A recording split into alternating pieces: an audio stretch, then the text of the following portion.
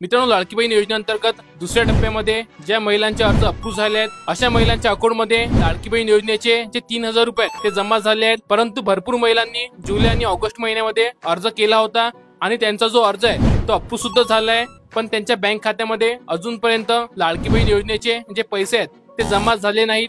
त्याचं एक कारण असू शकते, ते कारण आपण आजच्या व्हिडिओमध्ये बघणार आहोत। त्याआधी अशाच प्रकारचे माहितीपूर्ण व्हिडिओ पाहण्यासाठी आपल्या पेजला फॉलो आणि चॅनलला नक्की सबस्क्राईब करा। तर मित्रांनो, लाडकी बहीण योजनेचे जे पैसे आहेत हे तुमच्या बँक खात्यामध्ये येण्यासाठी तुमचं जे आधार स्टेटस आहे एनेबल फॉर डीबीटी असायला हवं। जर तुमचं आधार स्टेटस एनेबल फॉर डीबीटी असेल तरच तुमच्या बँक खात्यामध्ये तुमचे जे पैसे आहेत ते जमा होतील। तर मित्रांनो, डीबीटी स्टेटस हे तुमच्या मोबाईलवरून कसं चेक करायचं चला बघूया। यासाठी मित्रांनो तुम्हाला ब्राउझरवरती npci.org.in या ऑफिशियल वेबसाईटवरती येऊन जायचं आहे। कंझ्युमर त्यावरती क्लिक करा, त्यानंतर भारत आधार सीडिंग त्यावरती क्लिक करा, त्यानंतर वर तुम्हाला रिक्वेस्ट फॉर आधार सीडिंग यावरती क्लिक करा, गेट आधार मॅपिंग यावरती क्लिक करा, त्यानंतर आधार नंबर टाकून कॅप्चा फिल करा आणि रजिस्टर्ड मोबाईल वरती एक ओटीपी येईल, तो ओटीपी एंटर करा। त्यानंतर तुम्हाला इथे तुमचं मॅपिंग स्टेटस दिसून जाईल आणि इथे एनेबल फॉर डीबीटी असेल तरच तुमच्या बँक खात्यामध्ये जे पैसे आहेत ते येऊन जातील। जर इथे तुम्हाला वेगळं काही दिसत असेल तर तुम्ही पोस्ट ऑफिसला जाऊन डिजिटल अकाउंट काढू शकता। त्यानंतर एका दिवसामध्ये इथे एनेबल फॉर डीबीटी